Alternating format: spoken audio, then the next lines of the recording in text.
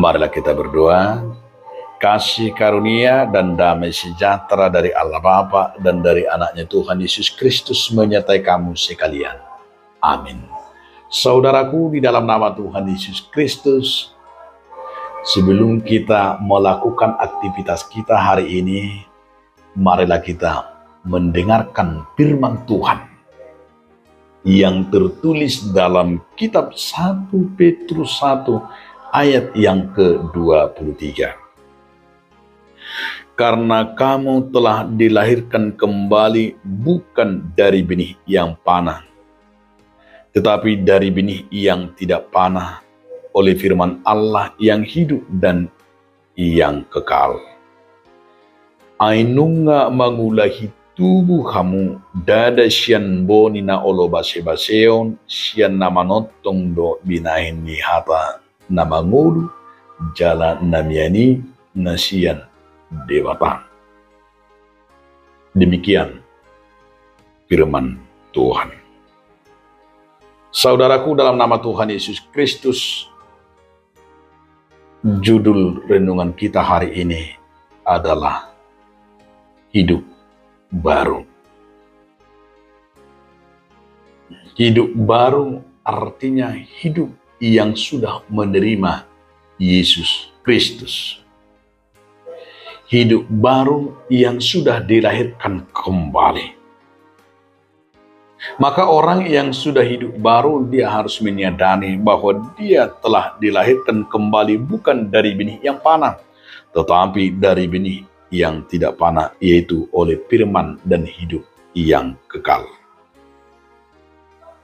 Salah satu yang mau diajak oleh Petrus kepada kita adalah penyerahan diri. Karena kita adalah manusia yang bersumber dari firman, bersumber dari benih Tuhan. Maka kita akan menyerahkan diri hanya ke dalam tangan pengasihan Tuhan, bukan penyerahan diri kita akan dunia ini. Dan yang luar biasa di saat kita juga merasakan hidup baru itu, bahwa kita begitu berharga di mata Tuhan. Karena kita begitu berharga di mata Tuhan, maka kita dilahirkan kembali lewat baptisan, lewat kasih karunia, dan lewat iman kita kepada Tuhan Yesus Kristus. Dan itu sebabnya dikatakan bahwa kita itu ditebus dengan darah, bukan dengan uang, bukan dengan benih yang panah, tetapi kita ditebus dengan darah Yesus Kristus. Kita dilahirkan kembali dan menerima kehidupan baru itu karena Yesus dan karena firman.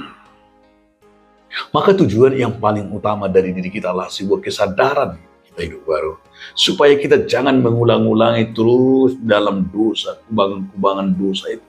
Kita tidak balik-balik terus, kita akan kembali lagi kepada jurang bisa itu.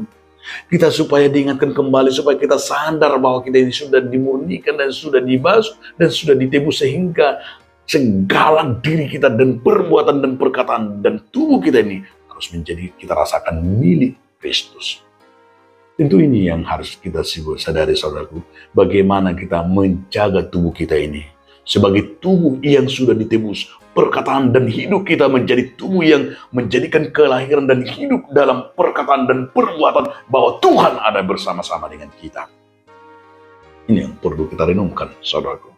Sebab jika kita merenungkan itu, bahwa kita merasakan bahwa Allah ada tinggal dalam diri kita, itu sebabnya kita merasakan kita ini orang yang sudah ditebus oleh Tuhan. Maka kita diajak hidup baru. Amin. Terima kasih Tuhan atas firman. Engkau Tuhan sudah menebus kami dan memberikan kami hidup yang baru. Amin.